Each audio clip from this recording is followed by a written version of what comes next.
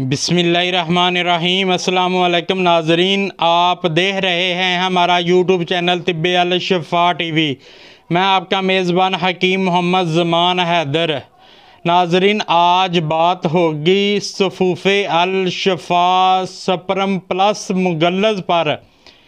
अपने वादे के मुताबिक ये वीडियो बना रहा हूँ। जरासीम की कमी पूरा करने वाला इससे बड़ा कोई फार्मूला नहीं है। जरासीम की तादाद में इजाफ़ा करके मादा मनी को गाढ़ा करता है और कुव्वते बा की कमी को पूरा करता है। सूरत इंज़ाल का हमेशा के लिए खात्मा करता है। असाबी कमज़ोरी दूर करता है। कुदरती मसाक पैदा करता है। ज़कावत हिस्स में भी मुफीद है। इह्तिलाम जड़ से ख़त्म कर देता है और पेशाब की जलन भी ख़त्म हो जाती है। कुव्वते बा का तूफ़ान आ जाता है और ज़िंदगी में लुत्फ़ दुबाला हो जाता है। एक माह के बाद आप हैरान हो जाएंगे। जरासीम पूरे हो जाएंगे इंशाअल्लाह ताला और औलाद पैदा करने की सलाहियत 100% हो जाएगी। ये मुगल्लज़ तिब्बे अल शिफा की तरफ से एक अनमोल तोहफ़ा है। आप इज्ज़ा नोट कर लें।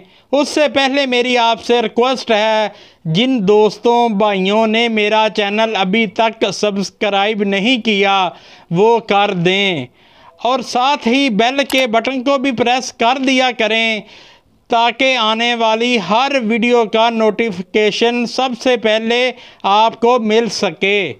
आप इज्ज़ा नोट कर लें। आपने लेनी है सालब मिस्री, खोलिंजा, मस्तगी रूमी, कंबरकस, ताल मखाना, सुंड, आकड़ कड़कड़ाह, तुहम उटंगन, असगंध, दालचीनी, बदहारा, तज, मूसली सफ़ेद, मूसली स्याह, बीच बंद, सतावर, गोखड़ू, बूफली, शिकाकल मिस्री, मोरचरस और तरियाक यानी काली दवाई। ये सभी इज्ज़ा आपने 10-10 ग्राम लेने हैं। मिस्री ये आपने 500 ग्राम लेनी है। ये सभी इज्ज़ा अच्छी तरह साफ़ सुथरे करके पीस लें, यानी इनका पाउडर बना लें। इसकी खुराक की बात की जाए तो 2 ग्राम सुबह, 2 ग्राम शाम को खाली पेट नीम गर्म दूध के साथ लें।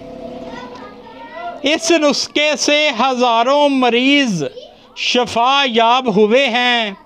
ये मुगल्लज़ हमसे भी आप मंगवा सकते हैं। हमारे पास ये मौजूद होता है। यकीन करें, आप 100% औलाद पैदा होने के काबिल हो जाएंगे इंशाअल्लाह। आपको वीडियो अच्छी लगी हो तो शेयर ज़रूर करें ताकि किसी और का भी भला हो सके और बेल के बटन को भी दबा दिया करें और लाइक भी कर दिया करें। शफा मिन जानब अल्लाह करीम। अल्लाह ताला आपको हर परेशानी से महफूज रखे, सेहत वाली ज़िंदगी अता फ़रमाए। अल्लाह ताला नेक स्वालिहीन आपको बेटा अता फ़रमाए। अस्सलामु अलैकुम।